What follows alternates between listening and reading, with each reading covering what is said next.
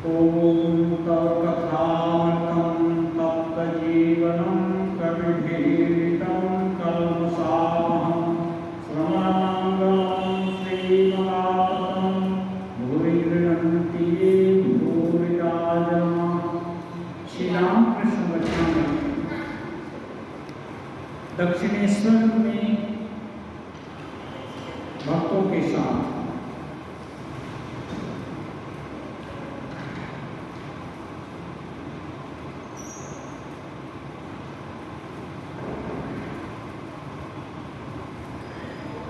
श्री रामकृष्ण देव दक्षिणेश्वर में भक्त लोगों के साथ दिन रात प्रायः भगवत प्रसंग कैसे भक्तों का कल्याण हो, कैसे भक्त भगवान की तरफ आगे बढ़ जाए, कैसे उनका परम कल्याण हो, इसी की रात दिन चिंता श्री रामकृष्ण के दिल में, और इसके लिए विभिन्न प्रकार के उपायों का अवलंबन, जो जिस प्रकार का साधक होता उसको उसी प्रकार की शिक्षा देते। जो गाना पसंद करता उसको गान सुनाकर ही उपदेश देते, कोई नृत्य पसंद करता उसको नाच ये सब करके ही उपदेश देते। बहुत तरह से, कभी खेल में, हंसी में, हर तरह से हर कला श्री रामकृष्ण जानते थे, क्योंकि वे भाव में अवस्थित थे। जहाँ से इस जगत का भाव शुरू होता है और जो अंतर जगत का भाव जो खुलता है, वो सबकी देहली पर दरवाजे के चौखट पर मानो श्री रामकृष्ण बैठे हुए हैं। जब चाहे इधर का भाव जान जाते हैं, जब चाहे उधर का भाव देख लेते हैं। तो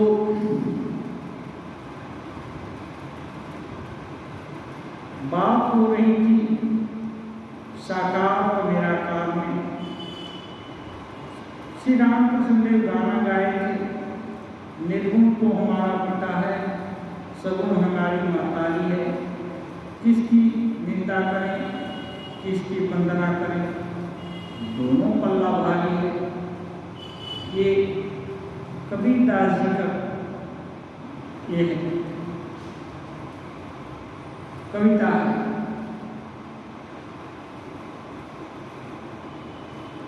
फलधारी दिन में साकार भाव में और रात को निराकार भाव में रहता था। बात यह है कि चाहे जिस भाव का आश्रय करो, विश्वास पक्का होना चाहिए। चाहे साकार में विश्वास करो, चाहे निराकार में, परंतु वह ठीक ठीक होना चाहिए। शंभू मल्लिक बाजार से पैदल अपने बागानवाड़ी में आए जाया करते थे। कोई देखकर उनको पूछता है, उनका परिचित आदमी, आप इतनी दूर गाड़ी से क्यों नहीं जाते? रास्ते में कोई विपत्ति हो सकती है। इस पर शंभू का चेहरा लाल हो जाता है। वो विश्वासवान है, श्री रामकृष्ण देव के संपर्क में आकर उनकी विश्वास भक्ति बढ़ गई है। वो कहते हैं, क्या मैं भगवान का नाम लेकर बाहर निकला हूँ और मुझे विपत्ति? ऐसा विश्वास, विपद बारण नामी लई ले आश्रय, अकुल पाताल तबु विपद ना है।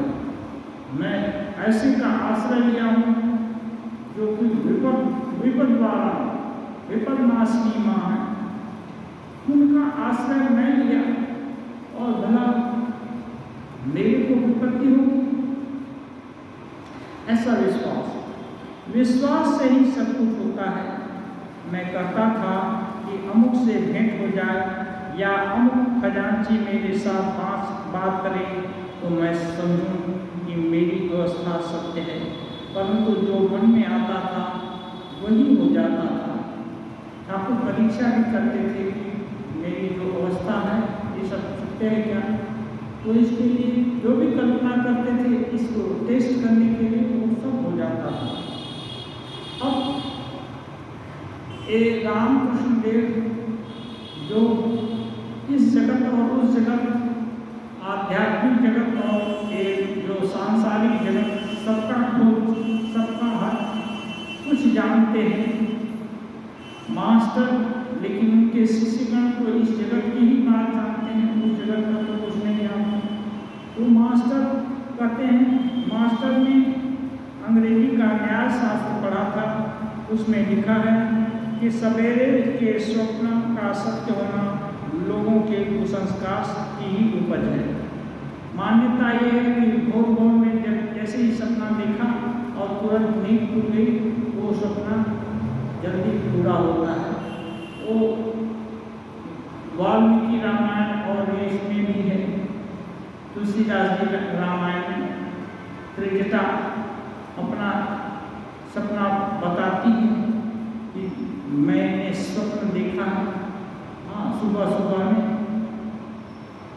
सपने बानर लंका जाई, तो ये और फिर वो बोलती है कि ये जो मैं स्वप्न देखा हूँ वो एकदम प्रत्यक्ष है, मानो अपनी आँख के सामने घट रहा है।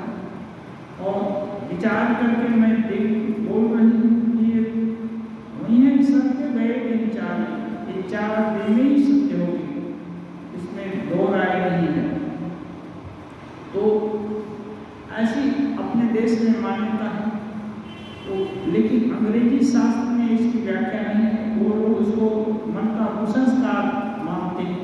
वो दूसरी संस्कृति में पले बढ़े हैं और उन लोगों का एक एजेंडा भी था कि जो भी भारतीय संस्कृति है वो सब रूढ़िवाद, कुसंस्कार और अज्ञान से भरा हुआ है, इसीलिए ये लोग कमजोर हैं, इसीलिए हजारों साल मुसलमानों के साथ अधीन रहे, अब हमारे अधीन है, अंग्रेजों के अधीन है। इसलिए ये लोग कमजोर हैं, इसमें कुसंस्कारग्रस्त हैं। तो इनका हर चीज ऐसी व्याख्या की जाती थी कि सभी कुछ जो भी भारतीय है, भारतीय संस्कृति का है, सब बेकार है, सब अवांछनीय है। तो यही सब मास्टर मास्टर भी पढ़े थे, इसलिए उनके दिल में प्रश्न उठना स्वाभाविक है। इसलिए उन्होंने पूछा, अच्छा कभी ऐसा भी हुआ है कि कोई घटना सत्य नहीं हुई है? रामकृष्ण देव से विपरीत प्रश्न करते हैं कि ठाकुर बोलते हैं कि उस समय मैं परीक्षा करता था, सब सत्य निकलता था। तो वे पूछ रहे हैं क्या कोई ऐसी भी घटना थी जो कि सत्य नहीं हुई, जिससे जो पाश्चात्य धारणा है वो प्रमाणित हो जाए? श्री रामकृष्ण उत्तर देते हैं, नहीं, उस समय सब सच हो जाता था। ईश्वर का नाम लेकर जो विश्वास करता था वही हो जाता था।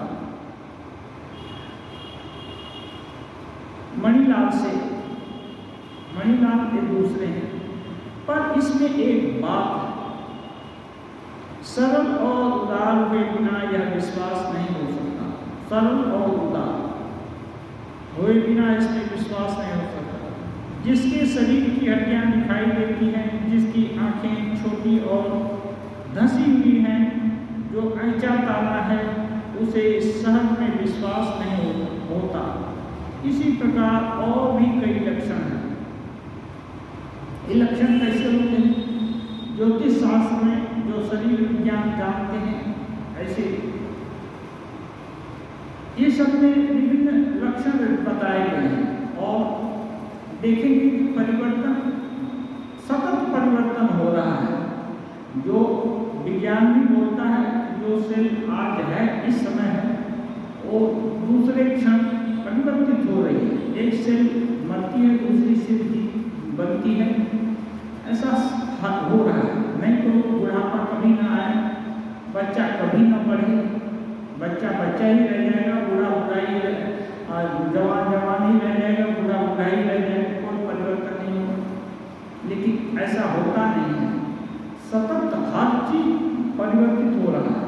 तो इसलिए जैसा मन का भाव होता है वैसे शरीर का गठन भी होता है। इसलिए जब जीवात्मा एक देह से दूसरे देह को प्रस्थान करती है तो गीता में है यं वापी स्मरण भावं त्यजत्यन्ते कलेवरं तं तमेवैति कौन्तेय सदा तद्भाव भावितः। जो भाव से भावित होकर के ये आत्मा प्रस्थान करती है, इस शरीर को छोड़ देती है, जब इस शरीर का काम पूरा हो जाता है, एक कक्षा में पास हो जाते हैं, तो फिर इस कक्षा में बैठने का दिल नहीं करता है। तब आत्मा डिसाइड करती है नहीं, ये यहाँ बहुत हो गया, बहुत हो गया, अब चलेंगे। तो चलेंगे तो कहाँ जाएंगे? तो कहाँ जाने का भी ठीक आत्मा ही करती है। उस समय मानो सर्वज्ञता आ जाती है थोड़े देर के लिए। वो उस समय जो कुछ भी चाहती है आत्मा कि मैं यहाँ जाऊँगा, ऐसा वेश धारण करूँगा, या जो कुछ भी कल्पना होती है अच्छी या बुरी, उनके लिए कुछ नहीं है, आत्मा के लिए कुछ नहीं, क्योंकि अच्छा बुरा तो आत्मा को स्पर्श नहीं कर सकता है। वो तो ये जो अच्छा बुरा है वो एक्सपीरियंस के लिए होता है। आत्मा चाहती है एक को हम बहुत श्याम प्रजाए, एक मैं हूँ बहुत होना चाहता हूँ, तो सृष्टि करना। तो ब्रह्म जब इच्छा किए कि बहुत होगा तो उनको कौन रोक सकता है? और वही होगा जो विभिन्न प्रकार की हमारी जीवात्मा के रूप में हो गए। लेकिन वस्तुतः आत्मा सबकी एक ही है, आत्मा रूप में सभी एक ही है, लेकिन विभिन्न संस्कार धारण जब कर लिए तो संस्कार का ये जो क्रम है, संस्कार पर संस्कार, संस्कार पर संस्कार जुड़ता रहता है, घटता रहता है, बढ़ता रहता है, सब कुछ होता है। तो अब एक देह से देहांतर ये जाता रहता है। वो कैसे जाता है? आत्मा ठीक करती है कि मैं इस भाव को ग्रहण करूंगा, इसका एक्सपेरिमेंट करूंगा। जब ऐसे निर्णय हो गया तो फिर वहीं ऐसे ही माँ पिता जी का चयन हो जाता है, हर चीज रेडी हो जाता है। यानी जैसे किसी की बुकिंग हुई कि यहाँ से फ्लाइट से बॉम्बे जाएगा तो फुटपाथ पर थोड़ा रहेगा या हवाई अड्डा में तो रहने नहीं देगा। तो ठीक होता है कि इस होटल में रहेंगे या इस ऑफिस में जाएंगे या इस रिलेटिव के घर पर जाएंगे, सब ठीक करके आदमी जाता है। ऐसे ही आत्मा तो सर्वशक्तिमान के इशारे पर उनका ही स्वरूप है, उनके लिए किसी बुकिंग की जरूरत नहीं है, सब ठीक निर्धारित है। जैसे ही कल्पना किया कि ये चाहिए, बस सीधा उसी की प्राप्ति होती है और इधर उधर कुछ नहीं होता है। इसलिए यदि बोलते हैं कि हम स्वभाव में जो एक होता है विलेन बोलते हैं, कोई होता है नायक, कोई खलनायक। अब खलनायक का ही पाठ करके देखने की इच्छा हो कि नहीं दुष्ट होकर के दुष्टता ही करेंगे, ये सब करने की इच्छा हो तो फिर क्या करेगा? दुष्ट ही बनेगा। ऐसे ही कोई अभिशाप दे दिया ऋषि को कि जब तो राक्षस हो जा, राक्षस होना माने क्या? वही दुष्ट प्रवृत्ति को पोषण करने वाला हो जाए, दुष्ट प्रवृत्ति से युक्त हो जाए, तो वही तो राक्षस हो गया। तो अब फिर उसका जो जन्म होगा और वो अवश्य है। यदि जिसको अभिशाप दिया गया कि तू राक्षस हो गया और वो अभिशाप ग्रहण नहीं किया तो उसको कोई राक्षस बना नहीं सकता। लेकिन उस समय जो ऋषि या जो कोई भी उन्नत व्यक्ति अभिशाप देता है,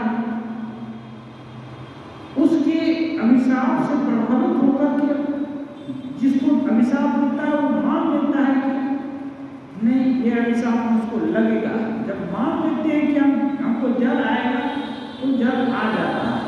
यदि जल नहीं आएगा, ये संकल्प है, कुछ नहीं हो सकता, तो कुछ नहीं होगा।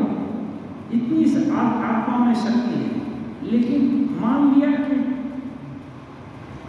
ऋषि या ऐसे महापुरुष अभिशाप देने तो जरूर पड़ेगा, तो वो फिर उस भाव से भावित होकर वैसा शरीर पाता है।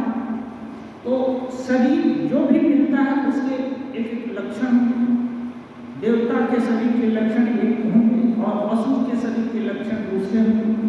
तो कुछ कुछ चीजें ठाकुर बताते हैं। वैसे तो बहुत सारे लक्षण हैं। आंखें जिसकी छोटी हो और भीतर में घुसी हुई है एकदम गड्ढी गहरी, अंचा टेना मेरा करके देखता है, ये है जिसका हड्डी एकदम निकली हुई है, जहाँ तहाँ दिखाई दे रही है।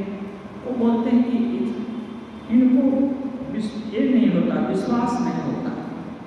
हाँ, इसका अपवाद भी हो सकता है। पूरा चीज 100% एक ही लक्षण को देखकर 100% किसी के विषय में हर चीज बोला नहीं जा सकता। एक चीज हो सकता है खराब है, बाकी सब लक्षण एकदम अच्छे हैं। हाँ, ऐसा भी हो सकता है। इसलिए ये बाह्य प्रकाश है। और यदि इस माने दुर्गुण लक्षण मान लीजिए किसी का है और ये यदि संकल्प करता है कि नहीं, मैं तो आत्मा हूँ, मैं इन लक्षणों से युक्त नहीं रहूँगा, मैं इस जो ये देह बंधन है इससे बाहर निकल जाऊंगा, तो उसको कोई नहीं रोक सकता है। इसका उदाहरण है अष्टावक्र। 8 जगह टेढ़े भी पैदा हुए, 8 जगह अंग विकृत, और वो श्रेष्ठ ज्ञानी थी। तो ज्ञान को कोई रोक नहीं सकता, क्योंकि वो माँ के गर्भ में ही ज्ञान उनको प्राप्त था।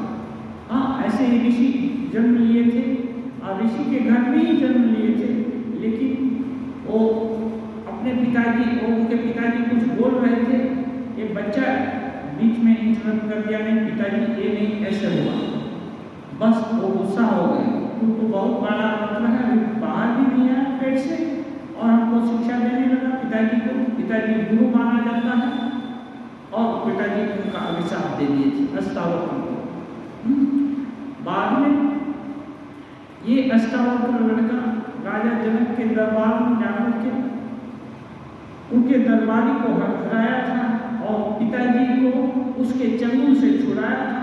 तो पिताजी आशीर्वाद दिए तो बच्चा सर्वांग संपन्न हो गया, ठीक से उसका जो वक्रता थी ना सब दूर हो गई। लेकिन जो बेटा इतना प्रतापी था कि जिस पंडित से उसके पिता हार गए थे, उस पंडित को हरा दिया, लेकिन अपने तेज का प्रभाव अपने को ठीक करने में नहीं लगाया, क्योंकि शरीर नश्वर है, इसका ज़्यादा मूल्य नहीं है। विद्वान लोग इसको ज़्यादा ये नहीं देते। तो ऐसे, लेकिन उसके पिताजी को जब ये छुड़ाया, तब उसका पिताजी खुश हुआ कि नहीं बेटा लायक है, नालायक नहीं है, पिता माता का सम्मान करने वाला है, हाँ सद्गुण वाला है। तब उनको आनंद हुआ, तो आशीर्वाद दिए बेटा इस नदी में तुम स्नान करो। और बेटा पिताजी के आज्ञा माना और स्नान करते ही सभी अंग पुष्ट हो गए, कोई वक्रता नहीं, जैसा होना चाहिए वैसे अंग हो गए। तो ये सब शारीरिक लक्षण है, इसको देखकर ज़्यादा विवेचना करने का जरूरत नहीं है। ये हम लोग समझते भी नहीं ज़्यादा लोग, लेकिन ठाकुर समझते थे। ठाकुर बहुत सी विद्या जानते थे, योग की भी जानते थे। तो क्या है, अतीन्द्रिय जब ज्ञान हो जाता है तो हर ज्ञान, जिस चीज़ को जानना चाहिए सब कुछ जान जाएंगे। देह का लक्षण देख करके भी बता सकते हैं कि इसमें क्या होगा, कि नहीं होगा, कि क्या होगा, सब कुछ बता सकते हैं। लेकिन हम साधारण साधक लोगों के लिए वो जरूरत नहीं है। ये हो सकता है ये चीज इसको मान लेने से ही होता है, और इसमें ज़्यादा मौतापच्ची करने का जरूरत नहीं है। क्योंकि वो इसके चिंतन से हम ज़्यादा आध्यात्मिकता की तरफ आगे बढ़ नहीं सकते। आपको बोल दिए बाइक में, आप बोल दिए सुन लिया, क्योंकि ये पूर्व जन्म के किसी भी संस्कार या कर्म के कारण हो गया है, हम इसको तो दूर नहीं कर सकते। अब क्या कर सकते हैं, क्या नहीं कर सकते हैं, इस चीज को हम लोग को कोशिश करना पड़ेगा, साधन को। अब कहते हैं शाम हो गई, दासी कमरे में धूनी दे गई। दासी माने तो मंदिर की दासी, केवल रामकृष्ण देव के घर के लिए नहीं, कभी कभी धूना धूप दिखाता है तो रामकृष्ण देव के भी घर में दिखाता है। मणिलाल आदि के चले जाने के बाद दो एक भक्त अभी बैठे हैं। मणिलाल एक है और मणि दूसरे हैं। मणि मास्टर मास्टर कभी कभी अपने को अपना छद्म नाम मणि देते हैं और मणिलाल दूसरे भक्त हैं। तो ये लोग चले गए और दो एक भक्त बैठे हैं। कमरा शांत और धुएं से सुवासित है। दोनों से ये हो गया, भर्ती हो गया। श्री रामकृष्ण अपने छोटे तख्त पर बैठे हुए जगन माता का चिंतन कर रहे हैं। मास्टर और राखाल जमीन पर बैठे हैं। थोड़ी देर बाद मथुर बाबू के घर की दासी भगवती ने आकर दूर से श्री रामकृष्ण देव को प्रणाम किया। मथुर बाबू के समय जो दासी का काम करती थी उनके घर में, वो आई, उसका नाम भगवती था। उसने दूर से श्री रामकृष्ण देव को प्रणाम किया। आपने उसे बैठने के लिए कहा, मैंने श्री रामकृष्ण देव उसको बैठने के लिए बोले। भगवती बाबू की बहुत पुरानी दासी है, बहुत साल से बाबू के यहाँ रह रही है। श्री रामकृष्ण उसे बहुत दिनों से जानते हैं।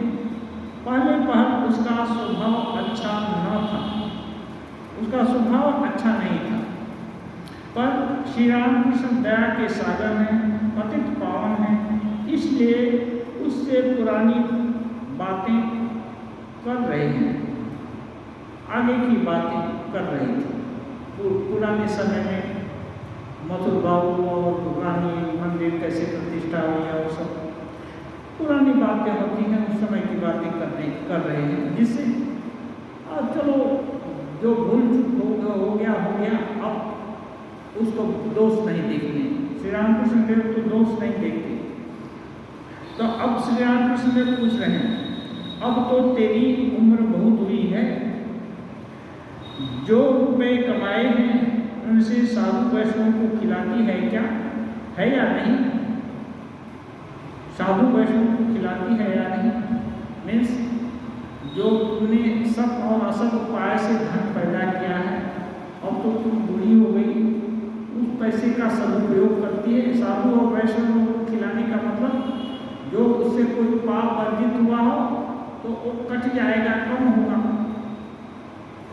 तो भगवती मुस्करा कर कहती है, यह भला कैसे कहूँ? माने जो उपकार किया, दान दिया है, साधु वैष्णव को खिलाया है या कहीं दान दिया है, ये दान की बात भला कैसे कहूँ? श्री रामकृष्ण फिर पूछते हैं, काशी वृंदावन यह सब तो हो आई, मैंने काशी वृंदावन तीर्थ आदि तो तीर्थाटन किया। तो भगवती थोड़ा सकुचाती हुई वो भी बोलते, कैसे बताऊं? एक घाट बनवा दिया है, उसमें पत्थर पर मेरा नाम लिखा है। केवल तीर्थ भ्रमण करने नहीं गई, काशी में जाकर एक घाट बनवा दिया, गंगा के किनारे बनवा दिया, और उस घाट पर एक पत्थर पर उसका नाम लिखा है, श्री रामकृष्ण। ऐसी बात? भगवती, हाँ, नाम लिखा है, श्रीमती भगवती दासी। श्री रामकृष्ण मुस्कुराते हैं, हाँ, थोड़ा ये है तो नाम भी तो कमाना चाहिए, तो मुस्कुराते हैं, इसलिए चलो थोड़ा नाम भी कमाओ। और मुस्कुरा कर बोलते हैं, बहुत अच्छा, हाँ, कुछ तो दान किया, मैंने जो भी पैसा किया कमाया, सब उपाय से कुछ तो खर्चा किया। घाट पर बहुत सारे साधु भक्त लोग जाएंगे, स्नान करेंगे, हाँ, और खुशी होंगे। भगवती ने अब ठाकुर जब ऐसे उस फ्रेंडली जैसे बात करने लगे तो भगवती ने साहस पाकर श्री रामकृष्ण के चरण छूकर प्रणाम कर लिए। अब जैसे ही प्रणाम किया, अब लोहा गर्म है, यदि छू जाए तो चाहे जाने छुए या अनजाने छुए आदमी का शरीर तो जल जाएगा। बिच्छू के काटने से जैसे कोई चौंक जाता है और अस्थिर हो खड़ा हो जाता है, वैसे ही श्री रामकृष्ण अधीर हो गोविंद गोविंद उच्चारण करते हुए खड़े हो गए। मानो बहुत वेदना हुई, गोविंद गोविंद बोलने लगे, हे भगवान बचाओ। हाँ, करके खड़े हो गए। कमरे के कोने में गंगा जल का एक मटका था और अब भी है। हाँफते हाँफते मानो घबराए हुए उसी के पास गए और पैर के जिस स्थान को दासी ने छुआ था उसे गंगा जल से धोने लगे। ठाकुर गंगा जल को ब्रह्मवारी कहते हैं और जो भी पाप है, पाप नाशिनी गंगा है, वहाँ जिस स्थान पर दासी छू दिया था उस स्थान को उसको धोने लगे। मानो पाप जितना पीड़ा हो रही है थोड़ा सब हो। ठीक है, ये सब मान्यता ही है। हाँ, और ये दोष इसको बोलते हैं संसर्ग दोष। अभी छुए तो एक श्री रामकृष्ण देव वैसे तो जमीन पर और कितने लोगों को छूती है, क्या करती है, किसी को तो कुछ नहीं हुआ, लेकिन इनको छूने से क्यों हुआ? ये पवित्रता की प्रतिमूर्ति है और उसका पहले का चाल चलन अच्छा नहीं था और इतनी धुलाई भी नहीं हो गई कि ये हो एकदम ये हो गई हो। तो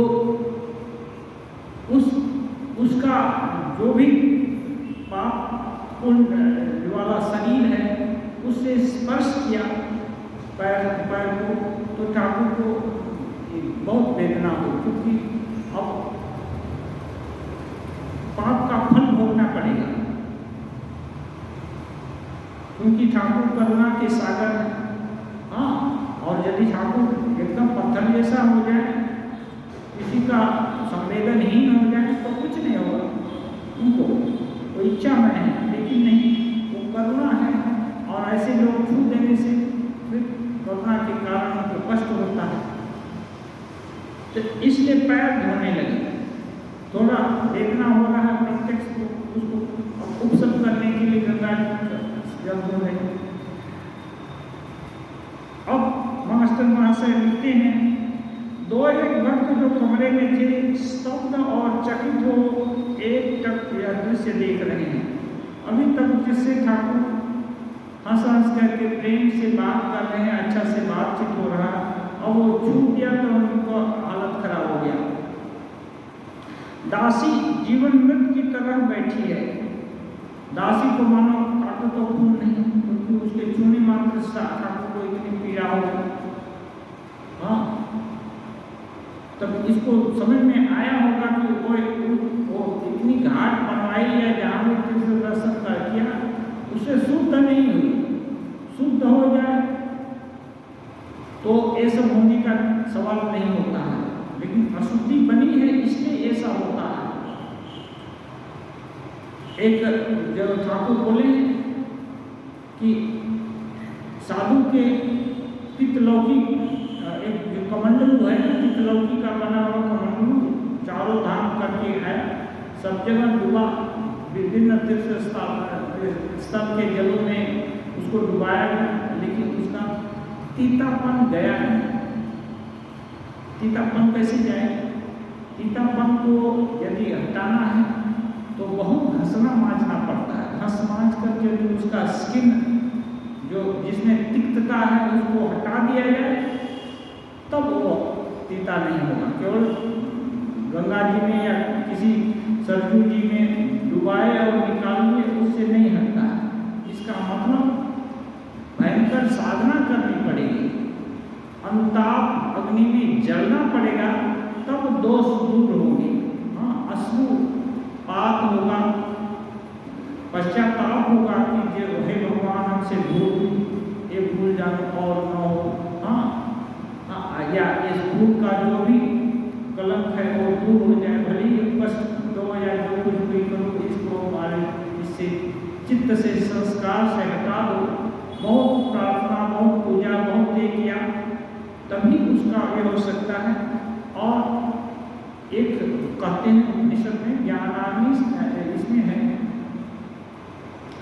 और गीता में है, ज्ञानाग्नि सर्वकर्माणि भस्मसात् कुरुते कथा। एक ज्ञानाग्नि है ना, जब जल जाती है तो सभी कर्म, शुभ अशुभ सभी कर्म खत्म हो जाते हैं। उसके आगे कर्म खत्म होने का नहीं, सुबह शुभ मंदे मंद, बंगला में सन्यासी का गीत है। तो स्वामी जी लिखे हैं, तो अंग्रेजी में लिखे, बंगला अनुवाद है, हिंदी में है भी है।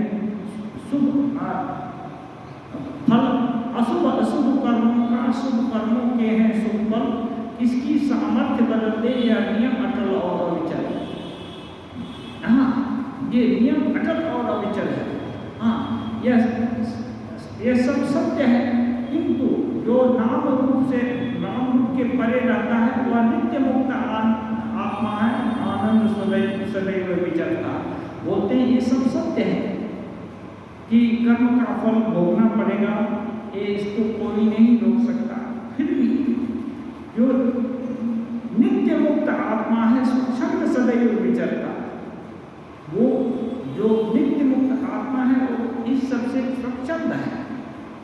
अपराधी की भी आत्मा स्वच्छंद है और जो भी साधु है उसका भी आत्मा स्वच्छंद है, किसी कर्म से लिप्त नहीं है। लेकिन वहाँ अपनी स्वस्वरूपता को पाने के लिए बहुत साधना की जरूरत है। उस ज्ञानाग्नि को प्रज्वलित करना पड़ेगा, उसके आगे को जलेगा नहीं। इसलिए सब लोग चकित होकर यह अवस्था देख रहे हैं और दासी भी बहुत कष्ट आकर के चुपचाप डरी सी बैठी है। अब मास्टर वहां से लिखते हैं, दया सिंधु पतित पावन श्री राम कृष्ण ने दासी से करुणा से सदैव स्वर में कहा। अब श्री राम कृष्ण देव जब थोड़े इसमें हुए, गंगा जल छिड़कने के बाद थोड़ा सा उनको ये हुआ, तब अब देखे कि ये सब घटना देखकर दासी को कष्ट हुआ होगा, तो करुणा से युक्त स्वर में उससे बोले, तुम लोग ऐसे ही प्रणाम करना, हाथ जोड़कर दिखाएंगे, दूर से प्रणाम करना, ऐसे ही प्रणाम करना, माने छू करके प्रणाम नहीं करना। तुम लोगों ने ऐसा जो भी कोई किया है तो माने अच्छा आचरण नहीं है तो दूर से प्रणाम करना, ऐसे कहते हैं। यह कहकर फिर आसन पर बैठकर दासी को बहलाने की चेष्टा करते थे। हाँ, दासी जिससे उसको ज्यादा कष्ट न हो ऐसे चेष्टा करते रहे। फिर उन्होंने कहा, कुछ गाते हैं सुन, कुछ गाना गाते हैं सुनो। यह कहकर उसे गाना सुनाने लगे। गाने का भावार्थ है, मेरा मन मधुर श्यामा पद नील कमल में मस्त हो गया, कामादि पुष्पों में जितने विषय बिंदु विषय मधु ये सब तुच्छ हो गए। माने श्यामा पद नील कमल में मेरा मन युक्त हो गया, माने माँ के चरण कमल में मैंने अपने मन को दे दिया। जो मन विषयों में सुख स्वाच्छंद्य और अच्छाई खोजता था, उस मन को अब मैंने श्यामा के पंकज में लगा दिया। अब बोलते हैं कामादि विषय, काम क्रोध मद मोह लोभ भय शोक जितना है ये सब कामादि पुष्पों में जितने विषय मधु थे सब तुच्छ हो गए। पुष्प में सबसे ये जो आनंददायक क्या चीज है, मधु। मधु जो कि मीठा लगता है। तो कामादि पुष्प जितने हैं उसका सबसे आनंद देने वाला मधु मेरे मन को नहीं लुभाता, अच्छा नहीं लगता। क्यों? क्योंकि उससे भी मधु माँ का जो नील कमल चरण कमल है उसमें मेरा मन लग गया। इसलिए ठाकुर सोझा बोले हैं, यदि मिश्री का स्वाद मिल जाए तो चीटा को अपने आप चीटे में आस्वादन अपने आप खत्म हो जाता है। इसलिए एक खराब आदत को हटाने के लिए एक अच्छी आदत पकड़ने से ही खराब आदत जाएगी, डल बैठ करके सोने से नहीं जाएगी। एक कोई खराब काम किया उसको दूर करने के लिए, वो दिल से सफाया करने के लिए अच्छे कर्म करना पड़ेगा। अच्छे कर्म से खराब कर्म नलीफाइड हो जाते हैं, उनका प्रभाव दूर होगा। दूसरा है गाना, उसका भावार्थ है, श्यामा माँ के चरण रूपी आकाश में मन की पतंग उड़ रही थी। श्यामा माँ के चरण रूपी आकाश में मन की पतंग उड़ रही थी। कल्पना मानो माँ श्यामा का चरण रूपी आकाश, एक आकाश है, माँ का चरण हो गया और मन क्या है, पतंग हो गया। अब आकाश में उड़ रहा है। जो पतंग जितनी ऊंची उड़ती है वो उतनी अच्छी मानी जाती है, उसको उतना ही आनंद होगा, उतनी ही हिलोने लेगी। तो माँ के आकाश में यदि हिलोरे ले तब तो आनंद होगा। लेकिन कलुष को कुवायु से यह चक्कर खा करके, कलुष की कुवायु, अब उसी में घूर्णी झड़ आ गया या और कोई जोर से उल्टी उल्टी हवा चल गई तो वो पतंग है कट करके गिर पड़ती है। इसलिए कहते हैं जो कलुष क्या है, यही काम क्रोध आदि। इसलिए साधक जब नाम ध्यान कर रहा है, जब तब कर रहा है तो मन हो सकता है बहुत उन्नत अवस्था में हो, लेकिन उसको सदा उन्नत अवस्था में रखने के लिए फिर खराब कर्म करने लगेगा तो नहीं होगा।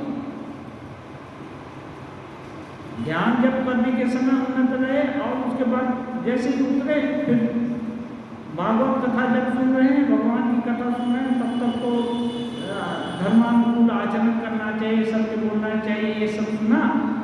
और जैसे ही व्यापार करने बैठे पूरा झूठ का पुलिंदा दिल दिमाग हर चीज में भर दिए और कैसे किसी को ठगें, कैसे क्या करें, वो सब सामने ला दिए, तब नहीं होगा।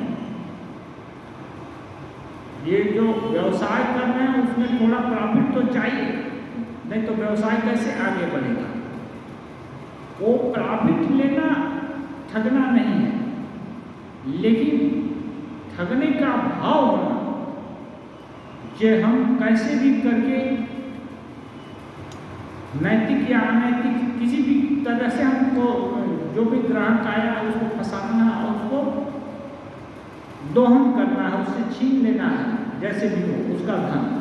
तो ये अनैतिक ये है, ये नैतिकता के बाहर। हाँ, नहीं तो श्री रामकृष्ण देव कहानी बताए हैं कि राम की इच्छा से इस सामान का दाम इतना में हमारा खरीद है, इतना राम की इच्छा से इतना हमारा प्रॉफिट है, राम की इच्छा से जो कुछ भी घर का भाड़ा या जो भी इसमें और बाकी खर्चा आता है इतना है, राम की इच्छा से प्रॉफिट इतना हुआ, राम की इच्छा से पूरा मूल्य इतना हुआ, राम की इच्छा से इतना पैसा दे दीजिए और मैं ये सामान दे दूँगा, ठीक है। तो ये राम की इच्छा से प्रॉफिट भी लेना पड़ेगा, ऐसा नहीं कि बिना प्रॉफिट के काम करेगा तो भूखा मर जाएगा। हाँ, वो दे नहीं, लेकिन किसी को ठग लेंगे, देख रहे हैं कि वो दे सकता है तो 100 रुपये की चीज़ का 500 रुपया ले लेंगे, तो ये तो ठगना होगा, है ना। तो ये चीज़ इसलिए भाव प्रमुख है। तो ये जो कलुष है, जल्दी से पैसा ऐंठ लेने का, उसका सामान ऐंठ लेने का, किसी के थोड़ी झक्की आ रही है तो उसके गले में हार है या कोई चीज बैग है तो धीरे से लपक लिया, हाथ बढ़ा और लेकर चलते बने। हाँ, तो थोड़े आयास से मिल गया, तो ये चीज एक कलुष हो गया। तो जैसे ही लोभ की फैकल्टी सामने आती है, लोभ आगे आता है, वैसे ही ये जो इतना ऊंची उड़ान पर मन उड़ रहा था, माँ के दिव्य गुणानुवाद का कीर्तन कर रहा था या उसमें चिंतन में मस्त था, वो अब नीचे गिर गया। अब नीचे गिर गया तो उसको उठने में बहुत देर लगी। तीसरा गाना है, मन अपने आप में रहो, किसी दूसरे के घर न जाओ, जो कुछ चाहोगे वह बैठे ही पाओगे, अपने अंतःपुर में जरा खोजो तो सही। हाँ, ये सब अच्छे गाने हैं, साधक के बनाए हुए गाने, दिल का भाव। हाँ, अपने आप में रहो, दूसरी जगह क्यों जाते? जो कुछ भी आनंद है बाहर में है, जो कुछ ब्रह्मांड में है वही इस बांध में है। हाँ, इस जो कुछ भी बाहर है वो सब भीतर है, भीतर में अनंत साम्राज्य है। काकभूषणी और ये का एक प्रसंग है, राम जी का जन्म हुआ था तो काक जी राम जी का दर्शन, एक जन्म का बात है, दर्शन करने के लिए गए तो पक्षी कोई भी हो तो बच्चा है, पक्षी को की तरफ हाथ बढ़ाता है, ये करता है, और कुछ खा रहे हैं तो कभी कभी बच्चा देना भी चाहता है, पक्षी को दे, उधर बढ़ाता है तो पक्षी पास में आता है, लेकिन कौवा का मुंह काला और चोंच बड़ी होती है, ये डर भी जाता है लड़का पीछे हट जाता है। हाँ, पीछे हट जाता है। ऐसे सब बहुत तरह का नाटक होता है, और खेल रहा है, कभी डर रहा है, तो हटा तो उनको मोह हो गया। हाँ, कागजी को, हाँ, जैसे ही मोह हो गया, हाँ, मोह वाला ब्रह्म हो गया। ऐसे ही भगवान अपना प्रभाव दिखाए, और कागजी वो खिलखिला कर हंसे और उनके मुंह में चले गए। कौवा अब छोटे बच्चे के मुंह में चला गया। अब मुंह में जाकर के क्या देखता है? सारा विश्व ब्रह्मांड जो बाहर है सब उसके अंदर है, और कितनी ब्रह्मांड बन रहा है, बिगड़ रहा है, कितने युग बीत जा रहे हैं, कितने ऋषि नारद मुनि हैं, कितने ब्रह्मा, कितने विष्णु, क्या कर कितने लोग हैं, सबका खोज जा रहा है तो जा रहा है, देख रहा है तो देख रहा है, उसका कोई अंत नहीं। सब उस छोटे बच्चे के अंदर पेट में जाकर ये सब देख रहा है। देखते देखते कितने युग बीत गए, फिर घबराया तो ये जो बालक है ना उसको बाहर निकाल दिया तो फिर वही तब ऐसे ये सब लीला होती है। तो जो मन में है अपने में वही सब बाहर है। तो इसलिए बोलते हैं साधक कि अपने आप में रहो, इधर उधर क्यों जाओ, किसी दूसरे के घर न जाओ। दूसरे के घर जाने का मतलब क्या?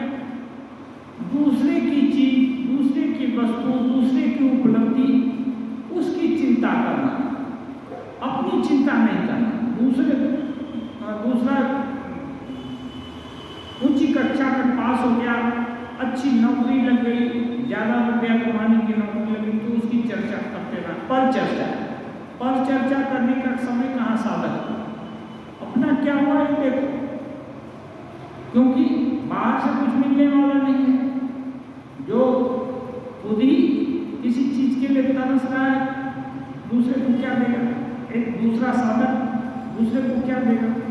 इसलिए अपने घर में बैठ जाओ, जो कुछ चाहोगे वो बैठे हुए ही पाओगे। बैठने का मतलब एक गाना है बंगला में, बाकी तू ठीक बसेटा रे राम कृष्ण नावे मस्तुले। माने अब नौका जो जहाज है ना, एक क्या है, पृथ्वी से ये जो जमीन से बहुत दूर आ गई है, समुद्र में आ गई है। अब इधर उधर दौड़ने से मरना ही पड़ेगा और कुछ उपाय नहीं है। इसीलिए जो भी जहाज का मस्तूल है, उस शिखर है, उस पर आराम से बैठो। अब जब कभी मास 2 मास के बाद जमीन आएगा, कहीं लंगर डालेगी जहाज, फिर वहाँ जाकर उड़ना। अभी तो बैठो, चुपचाप बैठो, नहीं तो मर जाएगा। तो यही है कि अपने आप में बैठने का मतलब अपनी आत्मा में सुख या जो बाहर खोज रहे सुख और जो है क्या हेल्प हम लोग चाहते हैं, विभिन्न तरह की सहायता चाहते हैं, वो बाहर के बदले भीतर खोजो और यही मिलेगा। यही रत्न भंडार पड़ा हुआ है और भीतर में ही माँ है। हाँ, माँ से जो चाहोगे सब कुछ मिलेगा। अपने अंतःपुर में जरा खोजो तो सही। अपना अंतःपुर बहुत विशाल है, क्योंकि ये आत्मा अणुरणिया बातों मैया, अणु से भी छोटा और महान से भी महान है, भूमा है। यहाँ किसी चीज का किसी प्रकार से अभाव नहीं है। तो वहाँ झांकने से जो कुछ भी चाहेगा वो आराम से अपने दिल में पाएगा। तो श्री राम कृष्णदेव बहुत तरह से उनको परितोष किए, हाँ, लेकिन परितोष करने का मतलब और दासी का पूरा पाप तो खत्म नहीं हो जाएगा। ये पश्चाताप करके या ऐसे कृपा उनका स्पर्श किया तो जरूर कुछ पाया, नहीं तो उनको कष्ट नहीं होता। श्री रामकृष्ण देव को पूरा पाप नहीं ले सकते, क्योंकि महापुरुष लोग या ऐसे श्री रामकृष्ण देव जैसे अवतारी पुरुष लोग भी ये जो नियम, साधारण नियम का ये व्यतिक्रम नहीं देखना चाहते, इसलिए चाहते हैं धीरे धीरे हो। कभी कोई उनके सन्यासी शिष्य भी जो बाद में हुए थे, वो लोग व्यवहारों का ठाकुर से बोलते हैं कि नहीं बता दीजिए, हाँ, तो वो बोलते हैं अभी नहीं, समय होने से होगा, समय होने से होगा, जल्दी होने से बड़ा मुश्किल है। जल्दी किए स्वामी जी इतने बड़े आधार जो सप्तर्षि मंडल से उनको लाए थे, उनको दूसरी मीटिंग में ही टच कर दिए, तो बोलते हैं ये क्या कर रहे हैं? माँ पिता है जी, हाँ, क्या कर रहे हैं? वो भयभीत जैसे हो गए। ये भय क्यों आया? देह धारण करने से वो ठाकुर बोलते हैं ना, पंचभूते फांदे ब्रह्म पड़े कांदे।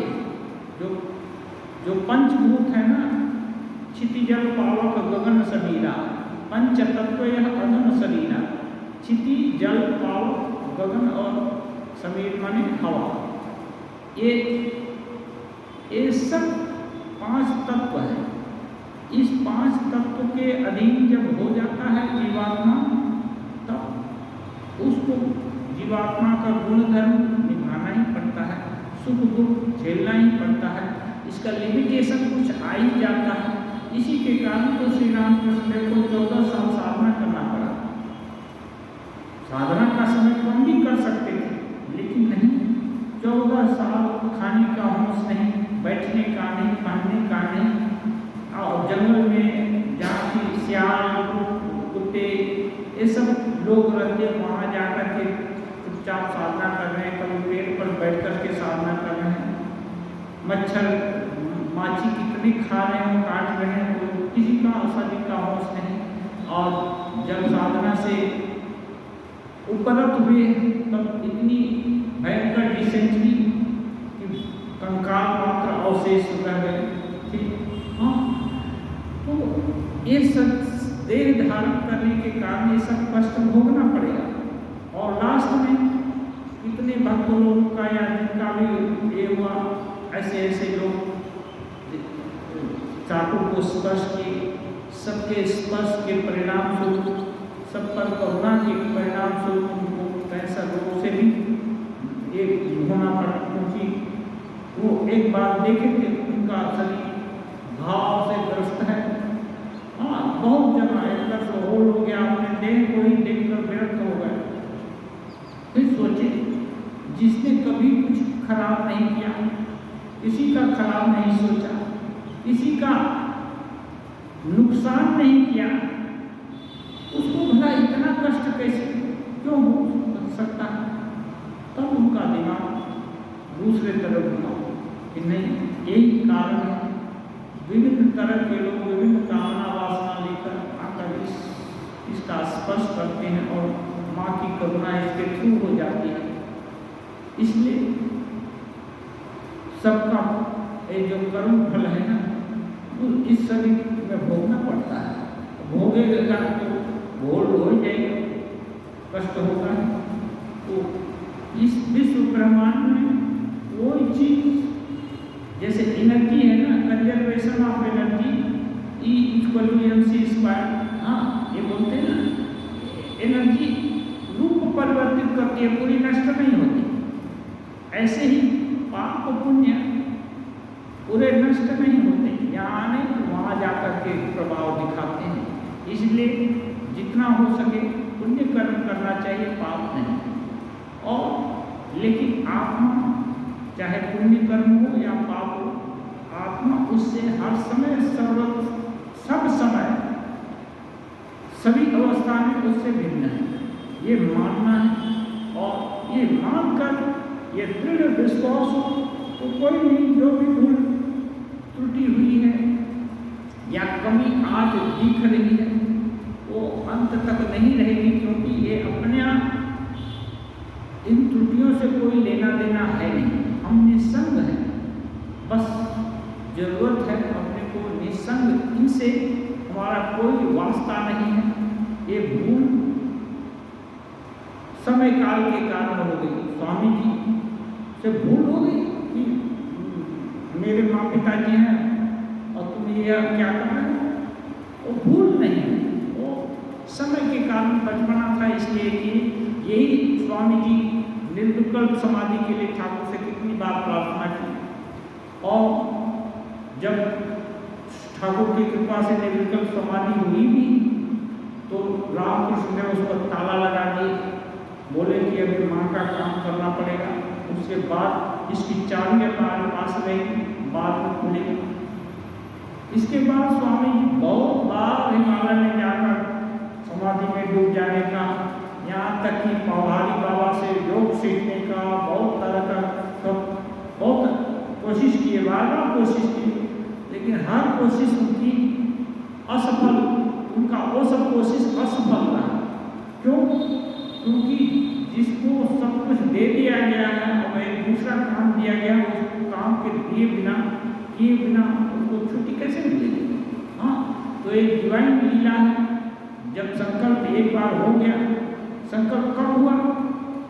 उनको काम रामकृष्ण ठाकुर जब दिए तब नहीं, जिस समय रामकृष्ण देव दर्शन किए कि ज्योतिर्मय देश से एक उनका मन चला जा रहा था, अखंड के राज्य में एक शिशु, एक अखंड का एक ज्योति एक शिशु के रूप में घनीभूत होकर के देखता है कि 7 ऋषि बैठे हुए हैं और एक ऋषि के गले में हाथ डालता है और उसके स्पर्श से ऋषि की आंख खुलती है और ये बच्चा बोलता है कि मैं पृथ्वी पर जा रहा हूँ, उनको भी आना होगा।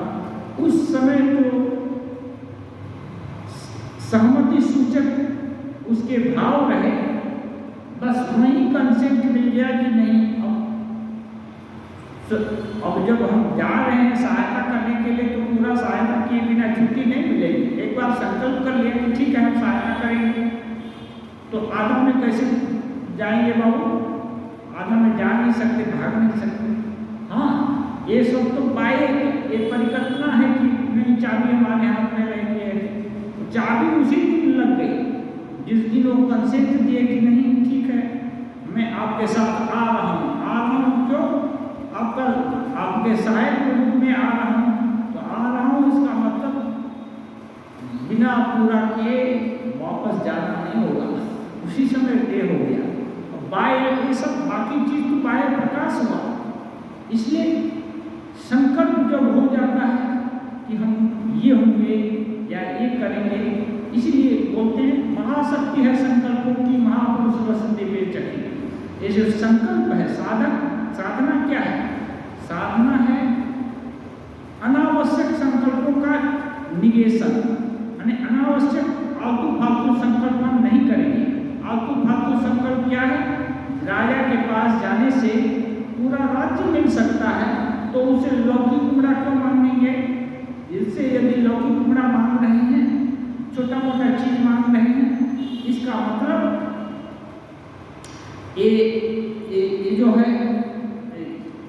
अनावश्यक ये जो है अपने को बंधन में डाल रहे हैं। हाँ, छोटी मोटी कामनाओं और संकल्पों का विस्तार कर रहे हैं। इसलिए साधक जब जान जाता है कि नहीं राजा हमारा दोस्त है, उससे मांगने से सब मिल जाएगा, तो अब राजा से और छोटा मोटा चीज संकल्प करता है और नहीं चाहिए। ये छोटे मोटे संकल्पों का निगेशन, इनको नहीं चाहिए, यही साधना है।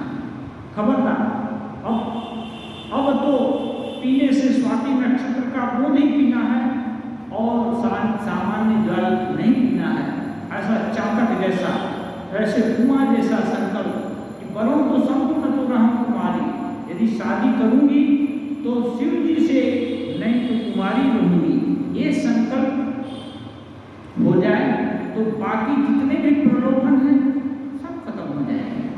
हाँ, धीरे धीरे फिर जो भी कर्म है वो धीरे धीरे क्षय होते जाएंगे और नया कर्म नहीं जुटेगा। इसलिए संकल्प में बहुत शक्ति है, और जब संकल्प कर लिया अच्छा श्रेष्ठ संकल्प और उस पर अडिग रहा तो वो संकल्प एक न एक दिन पूरा होता है और वो संकल्प दृढ़ से दृढ़तर होता जाता है। और भगवान क्या, भगवान तो अपने हैं, तो कहीं नहीं जा सकते हैं। सत्य संकल्प, हाँ, जो सत्य संकल्पी होता है वो जो चाहेगा वही मिलेगा।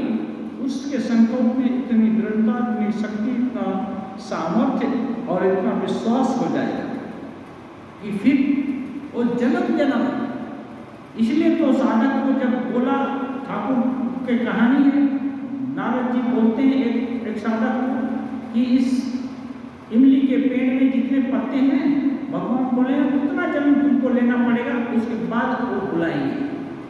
जैसे ही सुना वो आनंद से नाचने लगा, वाह भगवान बुलाएंगे।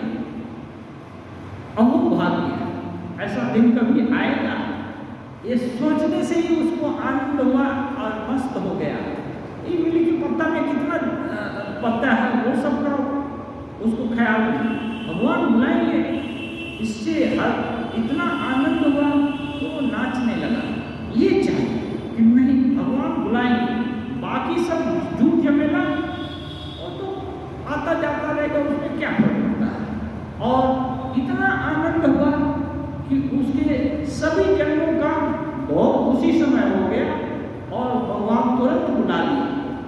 हाँ, तो ये है भगवान के लिए काल बहुत बड़ा नहीं है कि 100 साल या 100 युग या करोड़ साल, ये उनके लिए नहीं, उनके लिए तो सब कुछ वर्तमान काल में है।